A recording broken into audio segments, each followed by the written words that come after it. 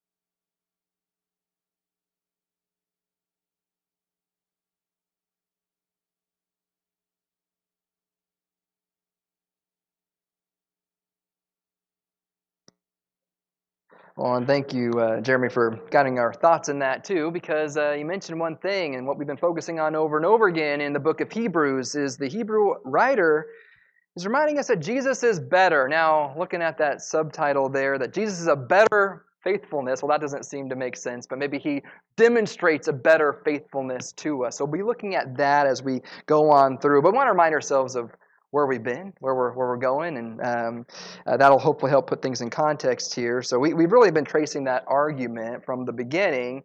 Really, the Hebrew writer is saying, if you really knew who Jesus was, if you really understood him to be none other than God himself, and all that comes with that character and nature and the high exalted nature of Jesus, then it would really solve all your problems of, dealing with the questions, the doubts, the insecurities of, possibly falling away because of sufferings, trials, temptations, whatever that might have been. And so we saw in chapter 1, he begins by exalting Jesus far above all other things, comparing him to angels. We saw that there, who we said are messengers. They're just ministering spirits. And while they're servants, Jesus is greater because he's not a servant. He is the what? The Son of God. And so as we see that servant versus son contrast, don't forget that because we're about to see that come up again in chapter 3. But, thinking from the mind of skeptics, possibly thinking from the mind of those who could be persecuting these who the Hebrew writer is talking to, it brings up the question, essentially, well, what ways was Jesus not so great? Because, hey, wasn't he put to death shamefully upon a cross? Well, of course, the Hebrew writer, even in that we saw in chapter 2, uses that to point out that Jesus is greater. Because through that, it highlights the greatness of him. In fact, actually really quickly for me, look at chapter 2, verse 10, and then we'll launch into looking at chapter 3 and putting an application. Because we left off saying how crucial this verse was in chapter 2, verse 10, because the Hebrew writer points out, again, the greatness of Jesus, even in what could be looked as shameful. Because what's the argument? It was fitting for him, for whom all are all things, and through who are all things, that he might be perfected. But what do we say the reason was? Why, according to verse 10? Why was it fitting for him to be perfected? To bring many sons to glory. That's who? That's us. So he's greater than the servants because he's a son, but we too get to be called sons. And that's the preface for everything we're about to get into. So we don't want to forget that part. But also the most important thing here is if this is talking about them who are in here in the first century, but also us, to bring many sons to glory, how? How does Jesus do that in verse 10? Through sufferings. And so that goes along with everything we've been saying with Hebrews. We don't want to forget that. So we get to be made sons, get to be made children, get to be made brethren, as you see that language there. Descendants of Abraham. That's another phrase that's used. Just as he is an exalted son. And that's just an amazing point to me. Far above all the angels, not because he was just exalted on a throne, but because he humbled himself to the point of death and suffered. And so, time to go into what we see there in chapter 3. We see a couple different things right before this, though. We see that he had to do that. He had to be made like us in chapter 2, verse 17.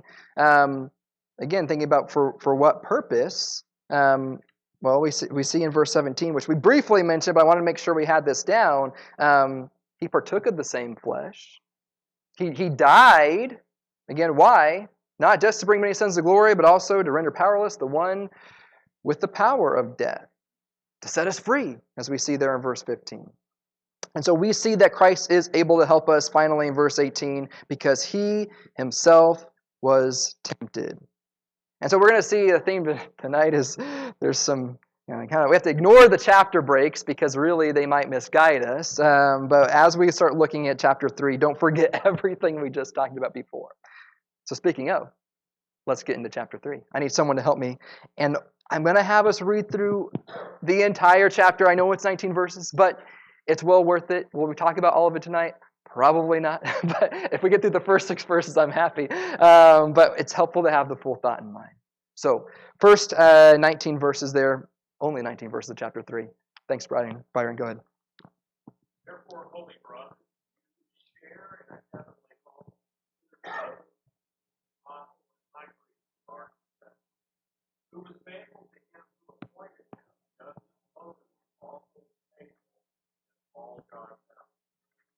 For Jesus has the account worthy of more glory than Moses, much more glory, as the builder of a house has more honor than the house itself. For every house is built by someone, but the builder of all things is God. Now Moses was faithful in all God's house as a servant, testified of the things that were to be spoken later. Christ, faithful over God's house as a son. And we are his house, if indeed we hold fast our confidence and our boasting in our hope.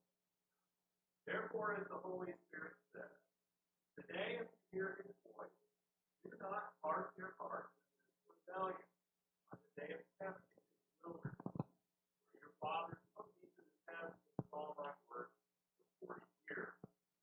Therefore I was provoked with that generation and said, they always go astray in their hearts. They have not known my way. I swore in my wrath, they shall not enter my rest. Take care, brothers, lest there be any of you a evil, unbelieving heart, leading you to fall away from the living God. But exhort one another every day, as long as it is called today, that none of you may be hardened by the deceitfulness of sin. For we have come to share in Christ, if indeed we hold our original confidence firm in Him. As it is said, today if you hear his voice, do not harden your hearts as in rebellion. For who were those who heard and yet were bound? Was it not all those who left Egypt led by Moses? And with whom was he provoked for 40 years? Was it not with those who sinned, fought, fell, and killed? And to whom did he swear that they would not enter his rest? Those who were disobedient. So we see that they were unable to enter because of unbelief. Thank you. I know that's a long section, and honestly, we're still pausing in the middle of the thought, and you hopefully been tracking some of the therefores there. We're making this point to that point to this point again. You're going to get another one in chapter 4, verse 1, but we'll stick with this for now. I think there's plenty to discuss. I got to do the hard part. I got to stop talking. It's going to be on you to help me out. We'll look past beyond our little outline there. We do talk about, as a hint, what we'll discuss in chapters 3 through 4 on Moses and the rest that is before them in the Old Testament, going to the Promised Land. But let's start with how we have been starting. That's observation. Patterns, words, phrases that are standing out to you, images that are being built upon that stood out as significance to you. We will probably make some minimal comments on that before we get into interpretation. But what are you saying here, especially as it maybe applies or connects with what we saw previously in chapter 2? So we're seeing the full picture.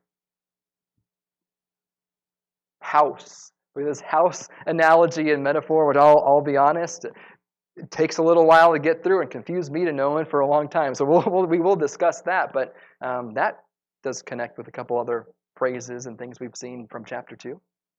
What else? Say that again. Apostle. Wait a second. Jesus is an apostle? And I'll pause on that for a second because we'll go through all that together. But that's interesting, although I will say, what does apostle mean? One sent out, one sent, on a mission. So we'll want to be thinking, okay, if Jesus is called an apostle, well, what was his mission? We want to also see how that applies with the rest of the context as well. But we'll go back to that. What other patterns, word phrases are you standing out to you? We have house, we have apostle applied to Jesus.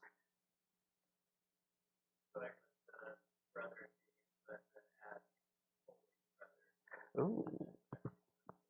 That's interesting. So if you look there, since we're talking about that phrase, well, who is he talking to?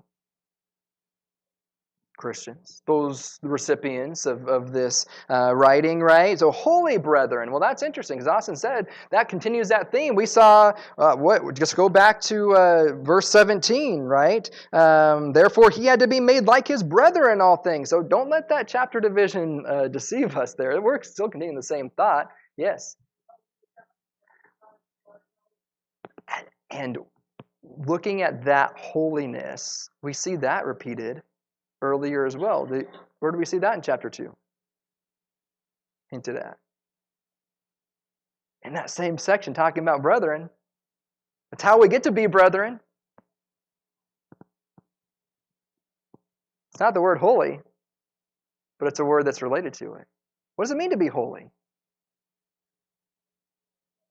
Sanctified. What does sanctified mean? Set apart, right? So we're holy brethren here. He's addressing us that, and he just talked about that, what we saw earlier in verse 11, right? For both he who sanctifies, Jesus, and those who are sanctified through him are all of one Father. So there you got brethren and holiness. He's just saying the same thing. Just addressing us there, holy brethren again, but that has implications to it, ones we want to be thinking of. And that can also connect to the house, right? Think of a household. So we're building on that theme. What other things are we noticing there that are standing out to us pattern-wise? Faithful. And now you notice I titled this section, Jesus kind of shows us a better faithfulness, which really we're saying, he's just comparing Jesus to Moses, which that's true. But just like that section on angels wasn't really about angels, is this section on Moses really about Moses? It's about some other kind of quality and trait of Jesus. And we see faithfulness there. Well, what does it mean to be faithful? That's a kind of a loaded question in some ways because we could spend a whole class period on that. I don't want to go there. I think we spent a whole lot of time on that in Romans as well, didn't we? What does it mean to be faithful in this context? True to something.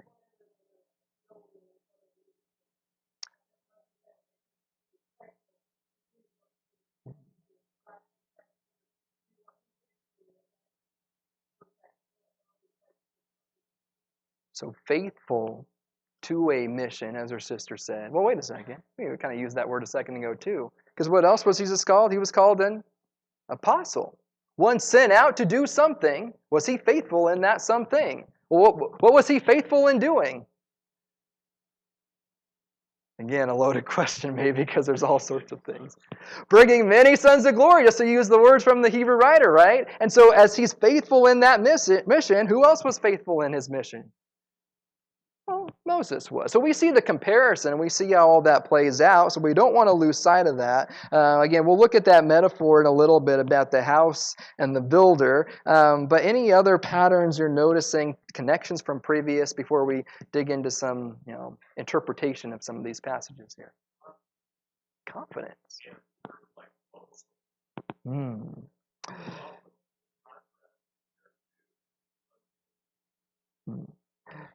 So we have two things. And we have lots of conditional statements there too, as you brought up verse 6 there. If we hold fast our confidence and the boast, but talking about unfaithfulness, skipping down a little further, if we see all of these things, take care that there not be in you all these pieces of unbelief and an unbelieving heart, we're going to see that there's going to result in a condition as well.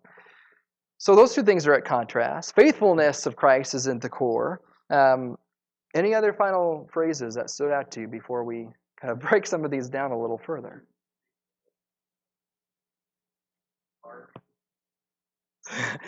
We can keep on going, can't we? Yeah. So hardening parts. And connects with deceitfulness of sin, which also connects with that unfaithful, an unfaithful heart altogether. Yes. Yes. Yes.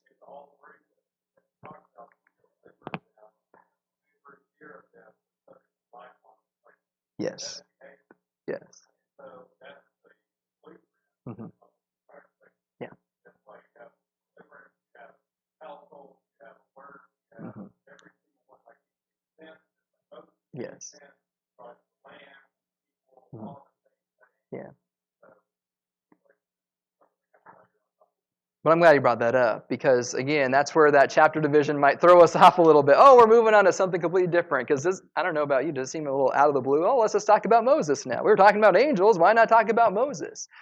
But it goes back to that same imagery of what is this comparison? And we'll talk about that a little bit more when we talk about Psalm 95 in just a second. How does this comparison highlight something about Jesus? Well, just like my brother Shane said, takes us back to what we just read in chapter 2 and verse 15, that he's accomplishing his mission and that he might free us from the fear of death, which was slavery, deliverance. And then we see that same thing too with Moses. So very nice. Let's look a little bit closer at some of these. So we already talked about holy. We already talked about brethren. But notice there again, this focus is on where we are at in our walk with Christ, our faithfulness to Him, just as He is faithful. But notice some of the phrases there, just in verse 1. Really, we could spend the whole class just talking about verse 1 alone. But we are called to be holy brethren, but we're also called to be what? How are we identified in that? We're going to give all sorts of identifications to Jesus. He's the apostle. He's the high priest of our confession. But where are we at in that verse there? Holy brethren, but what else?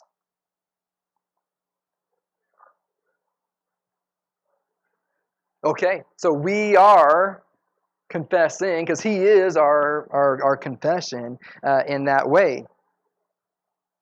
What else? Where else do we see ourselves in that first verse? Sharing in that heavenly calling. Now, we talk about that phrase.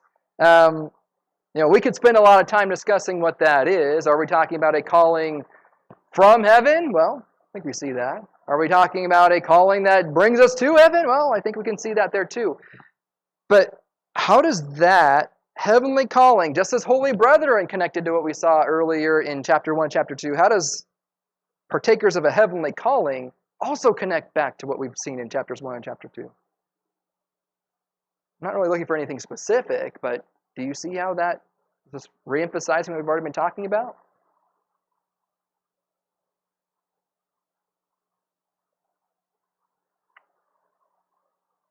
How do we start off the book? God long ago spoke through who?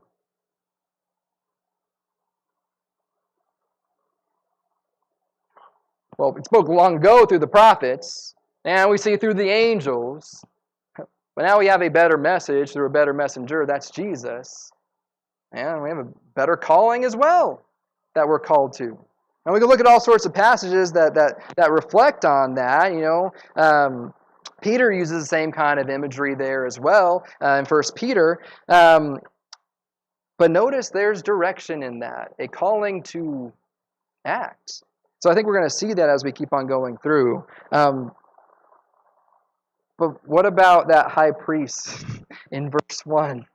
He's the high priest of our confession. I think we might understand a little bit about the apostle part. We talked about the mission. But why high priest being brought up here? I've never seen those two things combined together. Have you? Apostle and high priest? Why is he bringing that up? What does that imply? Does that connect with anything else there in the first, this whole chapter we've seen so far?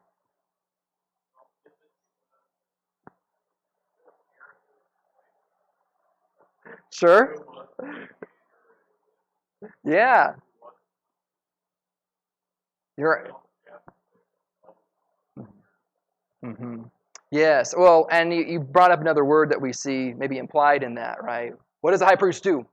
High priest intercedes for the people.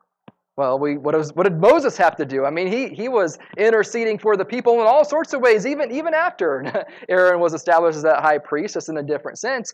But here we have Jesus, who is one sent out on a mission, just like Moses was sent out, and one who is there to intercede. Now, it's interesting because he's really kind of calling back to what we already saw back in verse 17 of chapter 2. And we're not really going to talk about him being the high priest all the way until we get to chapter 5.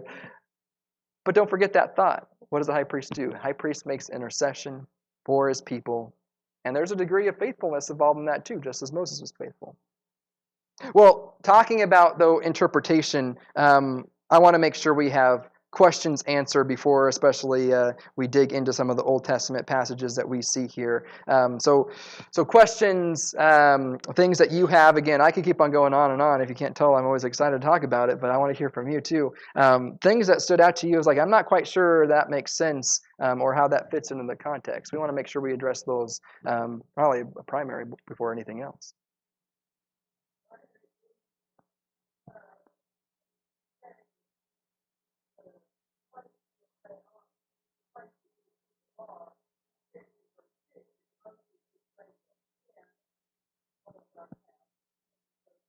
Okay.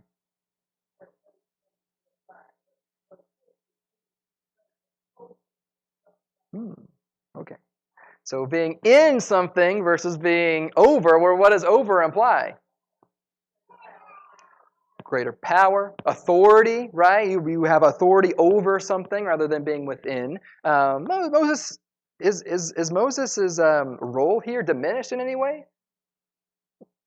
It doesn't have to make the argument saying, see, yeah, this Moses guy over here, he was such a poor character, so that makes Jesus look all the better. No. Moses can be of great character, just as there wasn't any problem with the angels either, but that shows to the even greater degree how much better Jesus is.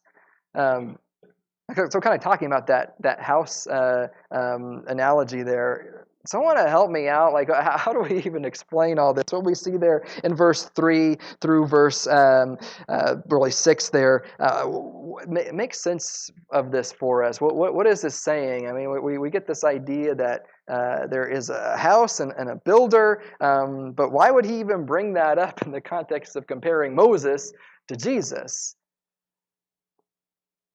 And it's a tough one, so I don't blame you, Austin. Sure.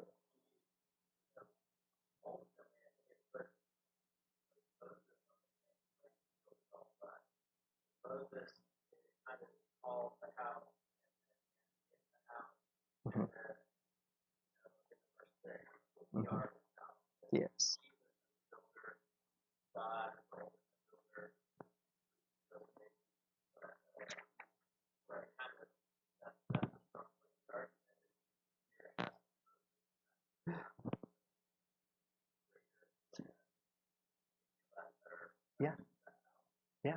So we have some degree of again, commonality in that. Although we've seen all along too.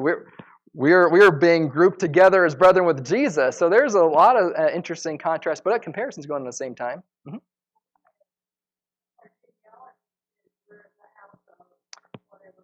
Sure.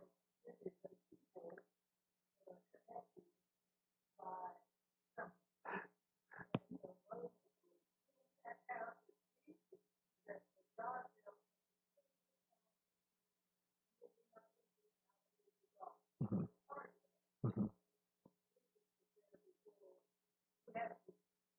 So we have kind of a mixed metaphor here in some ways. You have a physical house that is built somehow by like a builder at hands, but then we also have that the house of what a people, a family. That's fitting with the context we've seen so far. So we have to kind of parse that down a little bit between those two pieces. But okay, so that might be some confusion, maybe worked through if we can see how each of those may be applied in different ways. Yeah, Byron.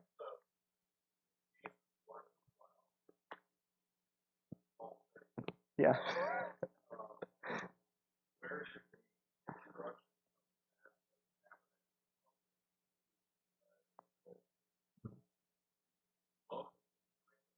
Yeah. Yeah. Mm-hmm. Yeah.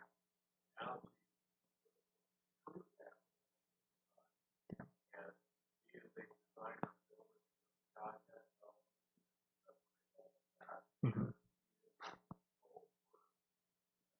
Yeah. Yes. Yes. Mm-hmm. Mm-hmm. Yeah. Yeah. Yes. And so that faithfulness there, we can't forget that behind all of it. That's really the main point, right? Using this analogy to show, hey, Moses was faithful. That is a good thing. But how much more so the one in whom, the plan, the lies to create this thing. Jeremy, go ahead.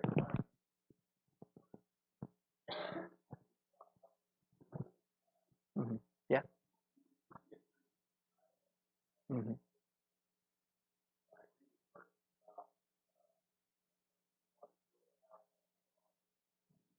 Yeah. Yeah. Yeah. Yes, that's so fitting too. Jesus uses language like that all the time. But again, looking at that verse one more time, well, the house is nice. There's nothing wrong with the house, but who has more honor?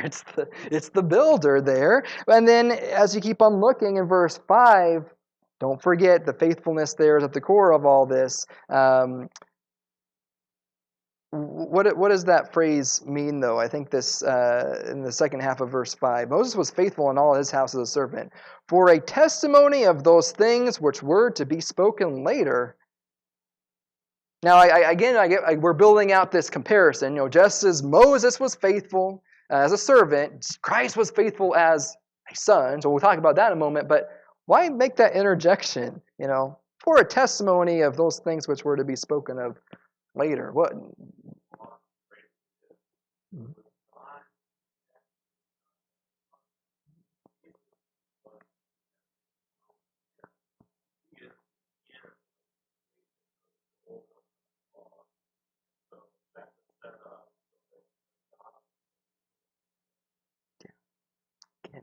The house is great. Moses served his purpose. He was faithful to that. There's no problem with that. But Jesus is so much greater, and it points to him. And as we see that play out, I think you're going to notice a theme really throughout Hebrews. We've been talking about a little bit of shadows, of things that are, God's plan and intention, but they point to something greater. Well, here's just another instance of it. We're going to see another instance of it probably there in verse 7, which we'll get to in a little bit as well. But that's so interesting. But as you look at verse 6, again, you see exactly what we saw back in chapter 1. What were angels? They were ministering spirits, ministering servants. But what is Jesus? He is the Son. And what do we have here? Moses, he was a servant, and he was a faithful servant at that. But here's greater faithfulness, is Christ as a son. But wait a second, son over his house. So now we have not just this builder idea, but we have, not that we can necessarily understand, but if you have someone who comes in and works and cleans your home, do they have the same authority as the son who comes in? Well, certainly not, right? The one who lives there, the one who dwells. Well, same kind of picture here. But wait a second. Verse 6 not only says Christ was faithful as a son over his house, so we have that authority. But notice that phrase that comes next. Whose house we are. Well, wait a second. What does that mean? What does house mean in that context of, well, we're placed back into it?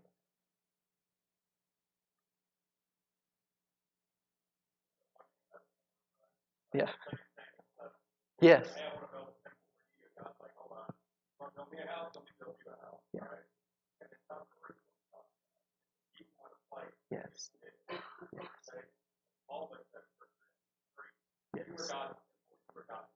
Yes. Yes. Mm-hmm. Mm-hmm. Yes. Yes. Mm-hmm. Yes. Yes.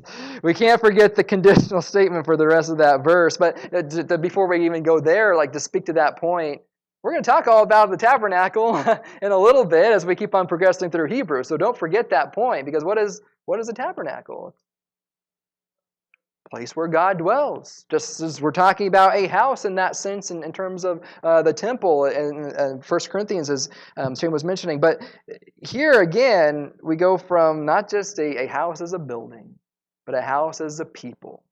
And if we are called to be a part of that house, well, how do we get to be a part of that house as the rest of verse 6 goes? What does it require? We hold fast our confidence. And so that goes all the way back to what we've been seeing over and over again. And Byron's dying to share a point, so go for it. Yeah.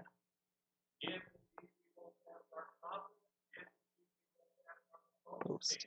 Yes. Yes. Yes.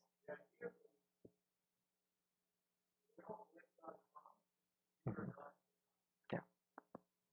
Because believing promises goes back to faithfulness. How does God show His faithfulness? All throughout the Old Testament, He is faithful to what? His promises. And so to lose sight of that, to lose sight of the fact that not only is God faithful to His promises, but what does Jesus proclaim to be in this whole section? He's the Son, but He is a faithful Son. His faithfulness is on full display here. And so if we lose sight of that, we lose sight of everything. And so, I'm not sure how your translation might show it there, but we hold fast our confidence. I'm learning from New American Standard, says, the boast of our hope. So he's the object of our boasting, the boast of our hope firm until the end. Now that point can't surpass us. We've seen that over and over again, but we do want to look at the next section here, because here's where we see that conditional statement may be at full play. And we go into verse 7 there. So I don't want to skip over any of that point in verse 6, but he's going to expound upon that after he brings up a quotation from Psalm 95. But we do ourselves a disservice if we didn't read Psalm 95. So let's go back there real quick. I'm going to have someone help me read it, and then I want to see what you think. Why would the Hebrew writer bring in Psalm 95 here, which he's going to spend not just chapter 3, but also chapter 4 on? So really, we're only starting the conversation. But read with me in Psalm 95. I want us reading that and seeing, what do you notice? What can we bring out from that? I'll have you help me through this, and we'll figure out why this Hebrew writer is bringing up what the psalmist says here. It's a fairly short psalm, one that might be familiar to you as well, but can someone read those 11 verses for me? Psalm 95.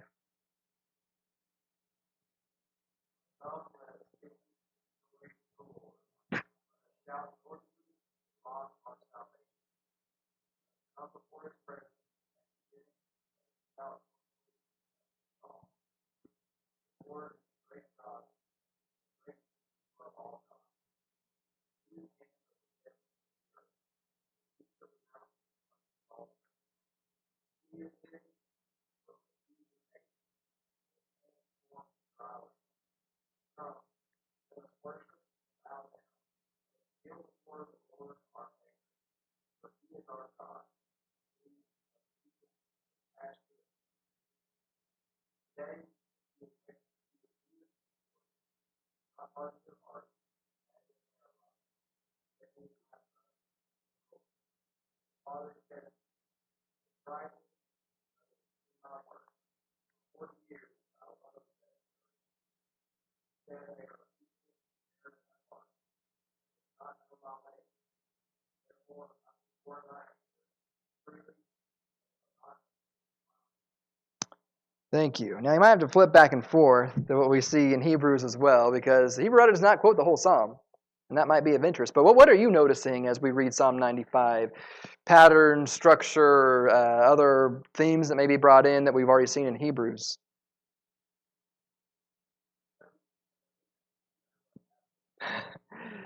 Yeah, back in Hebrews, right? Yeah.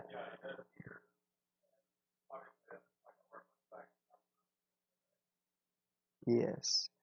And since we're already talking about it, back what we see in two different places, right? Two different occurrences, but very similar. What happened to Meribah and Massah? And these aren't names that will usually stick out in our minds, at least not in mine. I'm reading through the Old Testament, and oh yeah, I remember that's exactly what happened there. But what happened there? Water and meat, Byron says.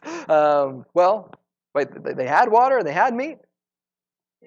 They didn't have, right? And that's why they complained about it. So we remember that part probably more than anything else. Okay, so why would these complaints get brought up?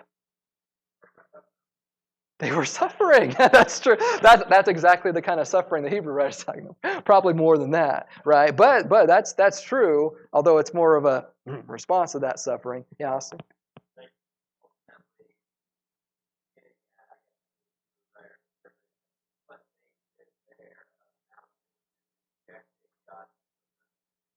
Yeah.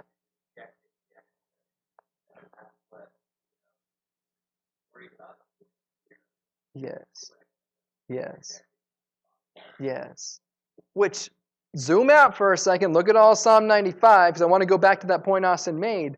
But did the whole Psalm sound like that? Like, don't do what you did back in the wilderness.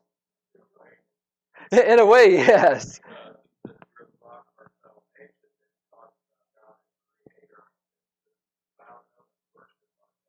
Yeah.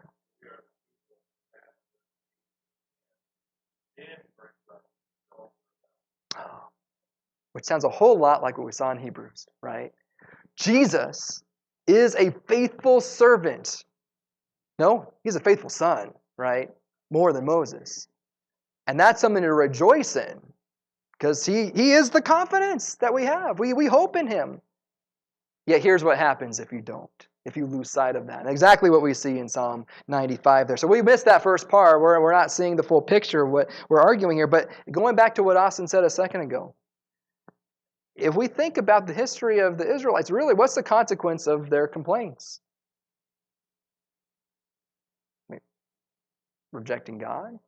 But most literally, they wandered for 40 years, and we see that there in that section. In those days, don't harden your hearts, because when your fathers tested me, which means that if we are not having our confidence in Jesus, we are testing him just the same, then we can apply this pretty much in full to where we might be. And in fact, that's exactly what the Hebrew author is going to have us do as we go through the next couple of chapters.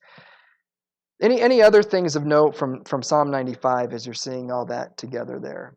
We'll go back and look at what it looks like in Hebrews in just a moment. But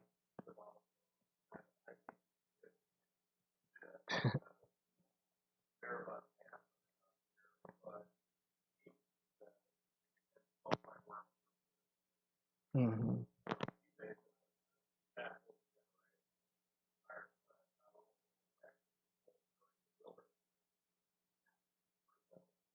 Yeah, not just at those moments, not just at those key moments. It was pretty much throughout. And I think we can apply that to this situation as well. We find the Hebrew recipients in.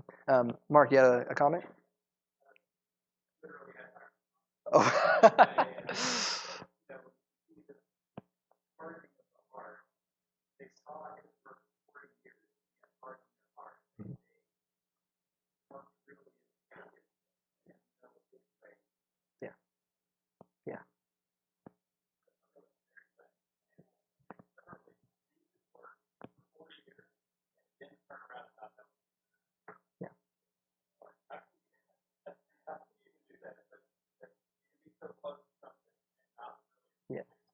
Yes. And hasn't the Hebrew writer already said that before? But go back to chapter 2 and see that first warning, which we're about to get another warning here in a second. What do you say? You must pay much closer attention to what you've heard, so we don't drift away from it. Because you're talking about the angels, and if their word proved unalterable, how will we escape if we neglect so great a salvation? Can you just imagine having God's getting before them for those 40 years and still rebelling and rejecting? Well, that's part of that point. Yes.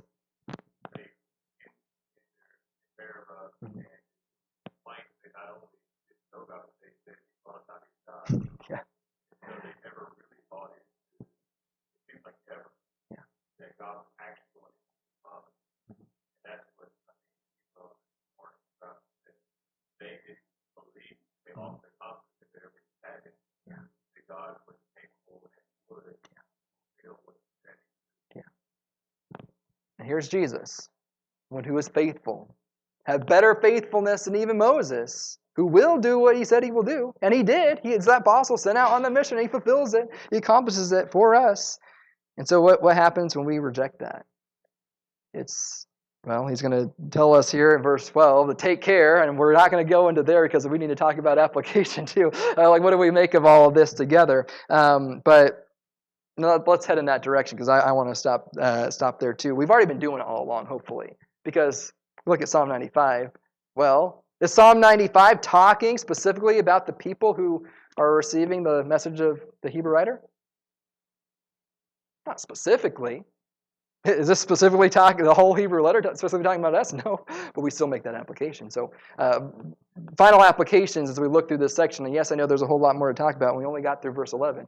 I knew it, but it's okay. Other thoughts here? How do we take this and act on it? I think it's touched on already, but as a whole, our faith and or I think for here that am I saved? Am I not? And if we definitely understand probably too much for almost the word kind of idea or fall back. But the Old Testament letter brought with this kind of thing. Obviously, the rest of the chapter is here. That's the warning as well. But when we say hold fast, confident, and how often am I able to say, Yeah, we look at our lives and we see like what that might look like. Do we see it there? And that's a good reflection to make.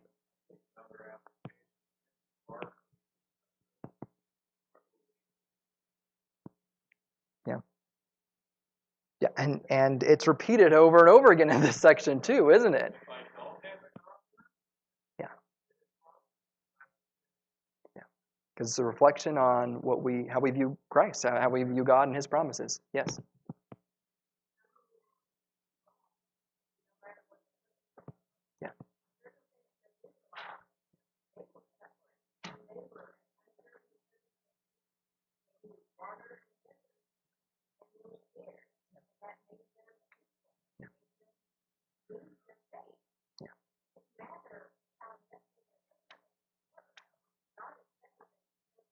Yeah. Exactly. Yeah.